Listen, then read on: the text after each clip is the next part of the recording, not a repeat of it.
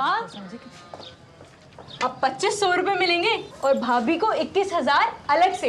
अरे कौन दे रहा है? भाजपा। दिल्ली में सरकार बनते ही देगी। तब तो जरूर मिलेगा। जो मोदी कहता है करता है, गारंटी के साथ। तो घर में हर महीने 7,500 रुपए पक्के और 21,000 भी। विकसित दिल्ली मोदी की गारंटी। 5 फरवरी को कमल का बटन दबाएं, भाजपा को जिताएं।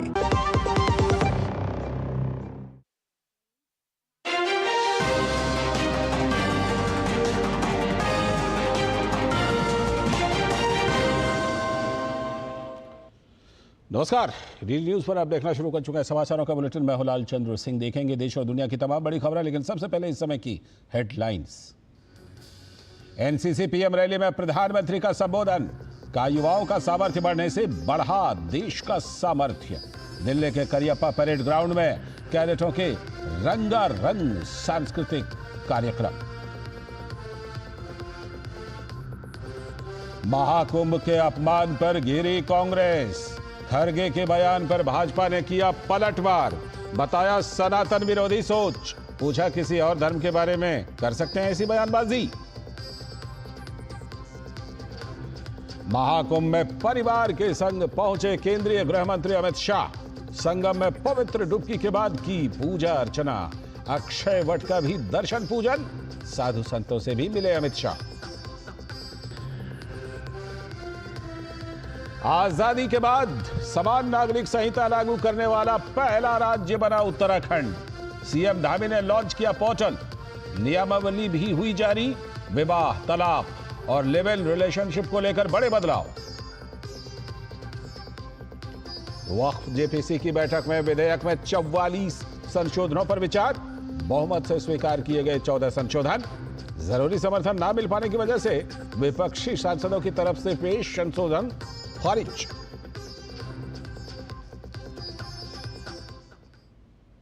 हेडलाइन के बाद खबरें विस्तार से।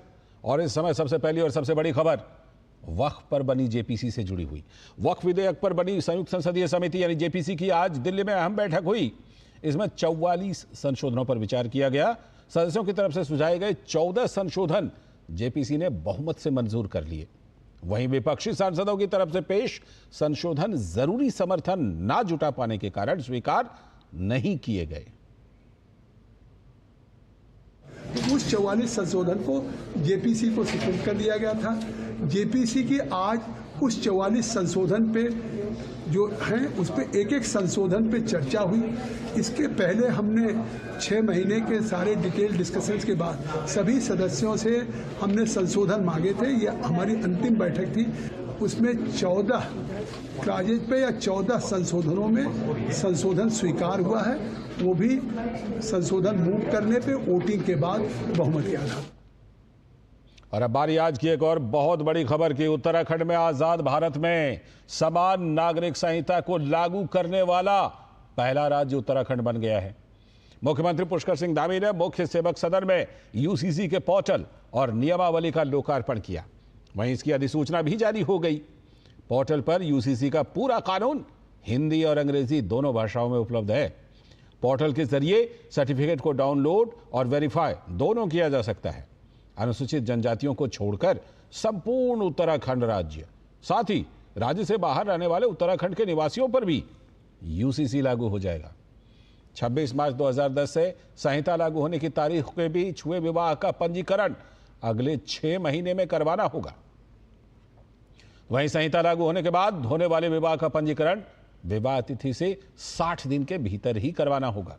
संहिता लागू होने से पहले से स्थापित लिव इन रिलेशनशिप का संहिता लागू होने की तारीख से 1 महीने के भीतर पंजीकरण कराना होगा, जबकि संहिता लागू होने के बाद स्थापित लिव इन रिलेशनशिप का पंजीकरण लिव इन रिलेशनशिप में प्रवेश की तिथि से 1 महीने के भीतर कराना होगा। समान नागरिक संहिता के लिए 27 मई 2022 को विशेषज्ञ समिति का गठन किया गया था। समिति ने अपनी रिपोर्ट 2 फरवरी 2024 को सरकार को सौंप दी थी। इसके बाद 8 मार्च 2024 को विधानसभा में यह विधेयक पारित किया गया। विधानसभा से पारित होने के बाद इसे राष्ट्रपति के अनुमोदन के लिए भेजा गया और यहां से 12 मार्च 2024 को इस अधिनियम पर राष्ट्रपति का अनुमोदन मिल गया था। हमारे प्रधानमंत्री आदरणीय मोदी जी के नेतृत्व में जब हम उस चुनाव में गए थे तो हमने कहा था कि नई सरकार के गठन होते ही हम सबसे पहला एक काम करेंगे, हम देवभूमि उत्तराखंड में समान नागरिक संहिता लागू करने के लिए पहले दिन से काम करेंगे और पहला निर्णय हम वही लेंगे। और हमने पहला निर्णय वही किया था। अगर मैं एक वाक्य में कहूं तो समान नागरिक संहिता जाति, धर्म, लिंग आदि में अंतर के आधार पर कानूनी मामलों में होने वाले भेदभाव को समाप्त करने का एक संवैधानिक उपाय है। और उपराष्ट्रपति जगदीप धनखड़ ने उत्तराखंड में यूसीसी लागू होने पर खुशी जताते हुए कहा, यह एक बहुत शुभ दिन है कि उत्तराखंड राज्य ने समान नागरिक संहिता को वास्तविकता बना दिया है। उपराष्ट्रपति ने इसे शुभ संकेत बताते हुए कहा, यह केवल समय की बात है जब पूरा देश यूसीसी को अपना लेगा। देवभूमि Uttarakhand making UCC a reality. One state has done it. I congratulate the farsightedness of the government for realizing a vision of founding fathers of the Constitution in having uniform civil code in their state. And I'm sure it will be a matter of time when the entire country will have. तो उत्तराखंड में UCC लागू हो गया और निकिता नेगी नामक महिला UCC portal पर पंजीकरण करवाने वाली पहली नागरिक बन गई हैं। निकिता नेगी ने कहा कि यूसीसी राज्य सरकार की एक अच्छी पहल है, धीरे धीरे इसके फायदे सामने आ जाएंगे। पहले तो उत्तराखंड राज्य को मुबारकबाद और सीएम को मुबारक, और सभी को करना चाहिए। पहल शुरुआत अच्छी है तो कर लीजिए, फिर उसके बाद धीरे धीरे बेनिफिट्स तो आगे होते जाएंगे, देखते जाएंगे कैसे कैसे क्या होता है। और हरियाणा सरकार में मंत्री अनिल विज ने कहा कि यूसीसी लागू करना एक प्रशंसनीय कदम है। उत्तराखंड सरकार ने यूसीसी लागू किया है, ये बहुत ही प्रशंसनीय कदम है। एक देश एक कानून होना चाहिए। शुरू की सरकारें जो अपीजमेंट करती रही, जिस कारण से ये नहीं हुआ हो, ये पहले दिन से ही हो जाना चाहिए। एक देश एक कानून। और अब बढ़ते हैं अगली बड़ी खबर की तरफ। केंद्रीय सूचना एवं प्रसारण मंत्री अश्विनी वैष्णव ने नई दिल्ली में world audio visual and entertainment summit यानी कि waves Bazaar, waves create in India challenge Wah Ustad की शुरुआत की।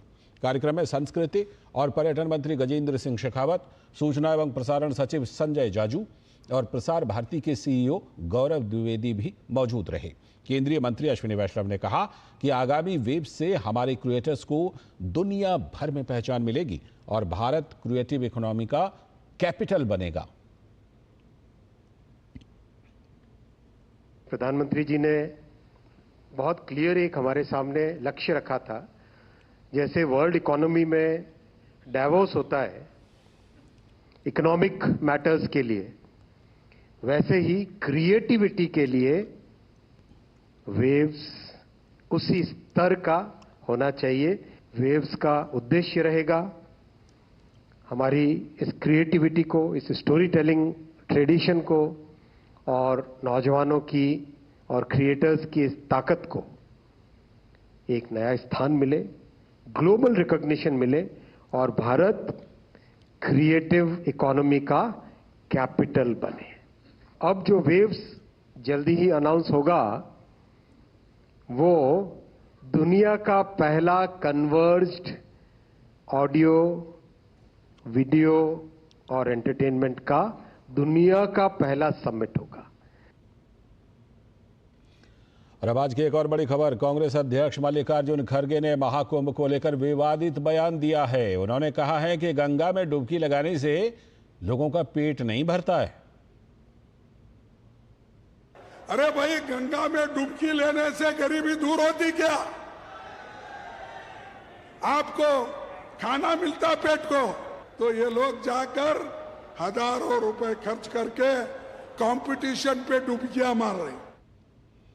और इसी बयान पर विवाद हो गया है। भाजपा के नेता संबित पात्रा ने मल्लिकार्जुन खड़गे के बयान को आपत्तिजनक बताया। उन्होंने सवाल पूछा कि क्या खड़गे किसी और धर्म के बारे में ऐसी ही टिप्पणी कर सकते हैं क्या?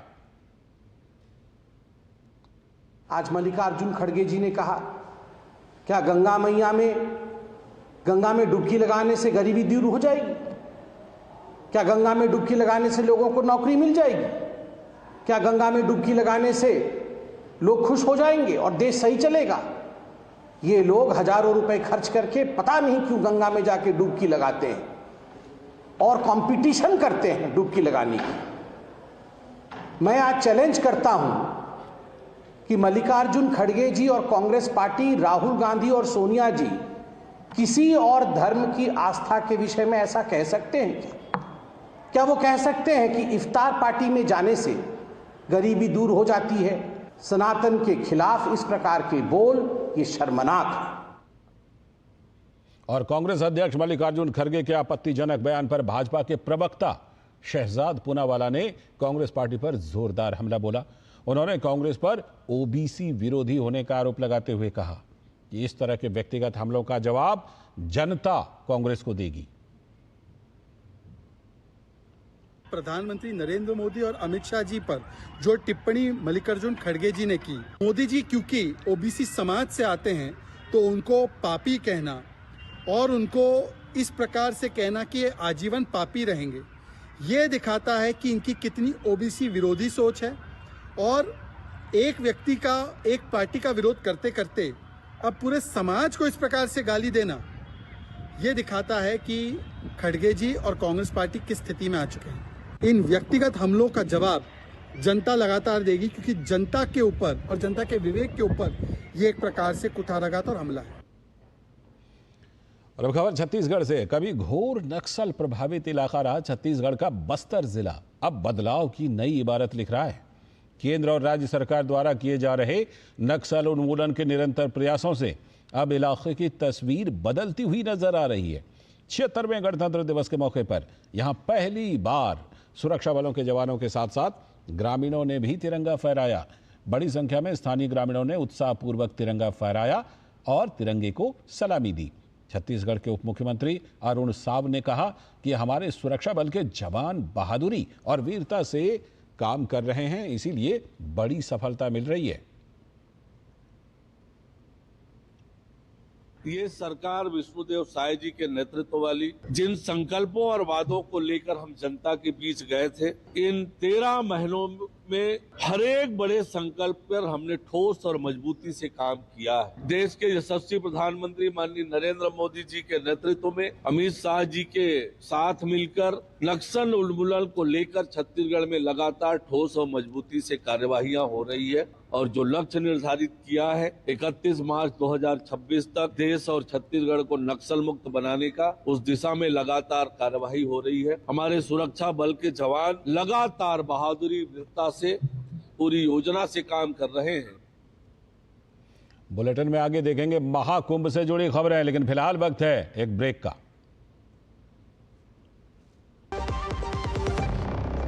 जब धरती चीर कर निकलता है लोहे का पत्थर और मिलता है मोंगिया के जोश से, फिर तपता है, पिघलता है और बनता है फौलाद।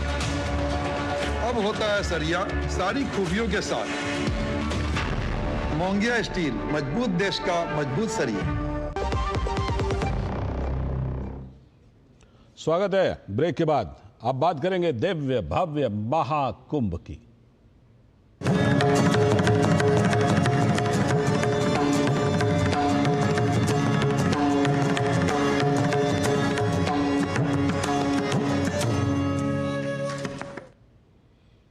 तो उत्तर प्रदेश के प्रयागराज के संगम तट पर आयोजित महाकुंभ में देश के गृह मंत्री अमित शाह आज पहुंचे। इस दौरान उन्होंने मेले में श्रद्धालुओं के लिए की गई व्यवस्थाओं का जायजा लिया। इसके अलावा उन्होंने महाकुंभ में उत्तर प्रदेश के मुख्यमंत्री योगी आदित्यनाथ से मुलाकात की। इसके बाद उन्होंने संगम में आस्था की डुबकी लगाई और पूजा अर्चना की। महाकुंभ को 15 दिन हो चुके हैं। इन 15 दिनों में करीब करीब 13 करोड़ से भी अधिक लोगों ने स्नान किया है। तो वहीं मौनी अमावस्या के अमृत स्नान को लेकर भी तैयारियां जोरों पर हैं। उम्मीद जताई जा रही है कि मौनी अमावस्या के दिन करीब 10 करोड़ लोग स्नान कर सकते हैं। ऐसे में लोगों की सुविधा से लेकर सुरक्षा तक की कड़ी व्यवस्था की जा रही है।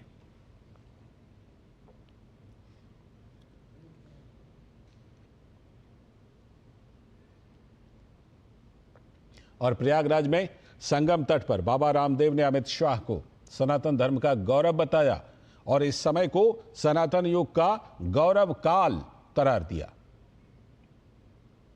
अमित शाह जी हमारे सनातन धर्म के गौरव हैं और ये महाकुंभ पर्व यह हमारे सनातन धर्म का सबसे बड़ा अनुष्ठान है, जहां पर सारी दैवी शक्तियों के आशीषों से अभिषिक्त होके अपने व्यवहारिक और पारमार्थिक जीवन को हम पुण्यों से अपलावित करते हैं।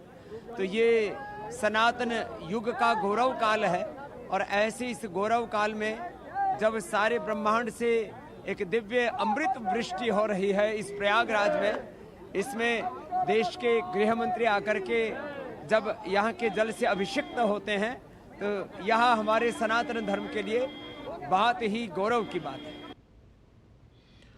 और एक बड़ी खबर झारखंड से जुड़ी हुई। सुप्रीम कोर्ट ने झारखंड भाजपा नेताओं को सचिवालय घेराव मामले में मिली राहत को बरकरार रखी है। इस मामले में पिछले साल झारखंड उच्च न्यायालय ने पुलिस द्वारा दाखिल एफआईआर को निरस्त कर दिया था, जिसके खिलाफ झारखंड सरकार ने सुप्रीम कोर्ट में याचिका दायर की थी, जिसे अब खारिज कर उच्च न्यायालय के फैसले को सही ठहराया गया है। केंद्रीय मंत्री अर्जुन मुंडा, भाजपा के विधायक बाबूलाल मरांडी सहित भाजपा के 28 नेताओं को इस मामले में राहत मिली है।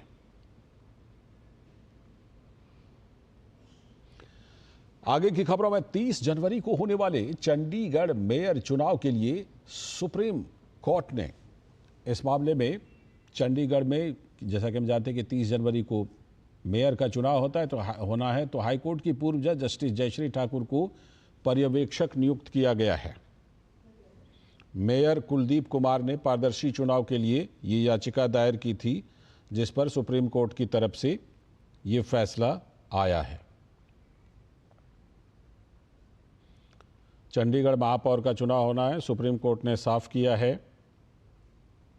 कि चुनाव प्रक्रिया पर वह कोई टिप्पणी नहीं करेगा।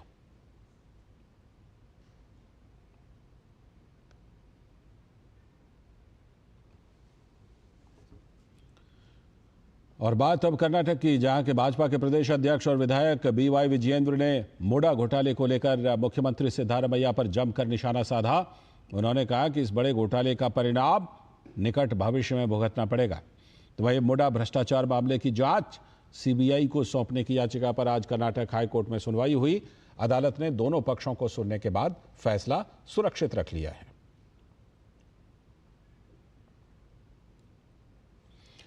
आगे की खबरों में इंडोनेशियाई सेना के chief of staff admiral Muhammad Ali और भारतीय नौसेना स्टाफ के प्रमुख एडमिरल दिनेश त्रिपाठी के बीच द्विपक्षीय बैठक हुई। इस बैठक में समुद्री सहयोग को गहरा करने और दोनों देशों के बीच संबंध को मजबूत करने पर गहन चर्चा की गई। इस दौरान परिचालन सहयोग को मजबूत करने और समुद्री डकैती के साथ समुद्र में अन्य अवैध गतिविधियों के समाधान पर भी चर्चा की गई। क्षेत्रीय सहयोग और समुद्री डोमेन जागरूकता बढ़ाने पर ध्यान केंद्रित करते हुए सूचना संलयन केंद्र, हिंद महासागर क्षेत्र और weapons and electronic system and engineering establishment जैसे प्रमुख समुद्री प्रतिष्ठानों में भागीदारी भी बैठक का मुख्य मुद्दा रहे। अपनी यात्रा के दौरान इंडोनेशियाई chief of staff admiral Muhammad Ali ने ब्राह्मोस एरोस्पेस प्राइवेट लिमिटेड का भी दौरा किया।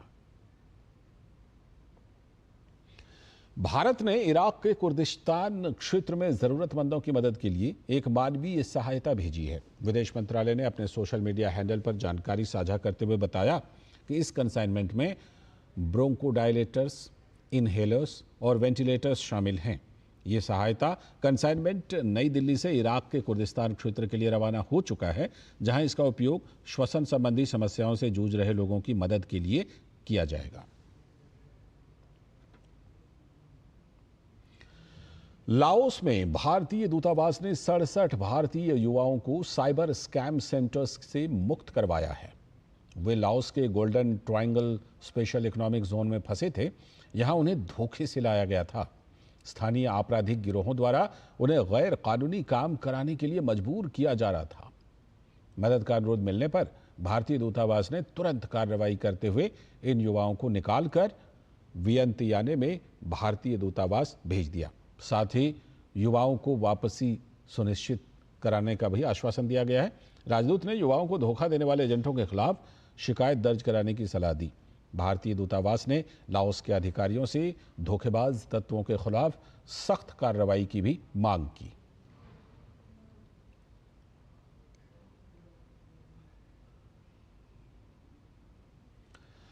विश्व के सबसे बड़े धार्मिक और मानवीय आयोजन महाकुंभ मेला को सिर्फ जमीन से ही नहीं बल्कि अंतरिक्ष से भी कैप्चर किया जा रहा है। इंटरनेशनल स्पेस सेंटर ISS ने रविवार रात को अंतरिक्ष महाकुंभ की आश्चर्यचकित कर देने वाली तस्वीरें कैद की हैं। इन तस्वीरों में महाकुंभ मेले का अद्भुत नजारा देखने को मिला। इसमें गंगा नदी के तट पर दुनिया का सबसे बड़ा मानव समागम रोशनी से जगमगा रहा है। इन तस्वीरों को ISS से एस्ट्रोनॉट डॉन पेटिट ने सोशल मीडिया प्लेटफॉर्म X पर शेयर किया। तस्वीरों में महाकुंभ मेले की भव्य रोशनी और श्रद्धालुओं की विशाल भीड़ ने गंगा नदी के किनारे को अनोखे दृश्य में बदल दिया है। अंतरिक्ष से ली गई ये तस्वीरें पृथ्वी पर इस धार्मिक आयोजन की विशालता को दर्शा रही हैं। डॉन पेटिट ने तस्वीरें साझा करते हुए लिखा है कि अंतर्राष्ट्रीय अंतरिक्ष स्टेशन यानी ISS से खींची गई तस्वीरों में 2025 के महाकुंभ मेले का अद्भुत नजारा देखने को मिला। गंगा नदी के तट पर दुनिया का सबसे बड़ा मानव समागम रोशनी से जगमगा रहा था। अमेरिकी अंतरिक्ष यात्री और chemical engineer Donald Roy petit, जो अपनी कक्षा में खगोल फोटोग्राफी और इनोवेशन के लिए मशहूर हैं, उन्होंने इन तस्वीरों को खींचा है। पेटिट अंतरिक्ष में बनाई गई पहली पेटेंटेड वस्तु ZeroG कप के आविष्कारक भी हैं। पेटिट विगत 555 दिनों से ISS में हैं और 69 वर्ष की आयु में नासा के सबसे वृद्ध सक्रिय एस्ट्रोनॉट हैं। महाकुंभ दुनिया का सबसे बड़ा धार्मिक आयोजन है जिसमें लाखों श्रद्धालु गंगा नदी में डुबकी लगाकर आध्यात्मिक शांति प्राप्त करते हैं। अब तक 13 करोड़ से भी ज्यादा श्रद्धालु संगम स्नान कर इस सुखद और धार्मिक अनुभूति को महसूस कर चुके हैं। और इसके साथ इस बुलेटिन में फिलहाल इतना ही, लेकिन DD न्यूज पर खबरों और कार्यक्रमों का सिलसिला लगातार जारी। हमें दीजिए अनुमति। नमस्कार।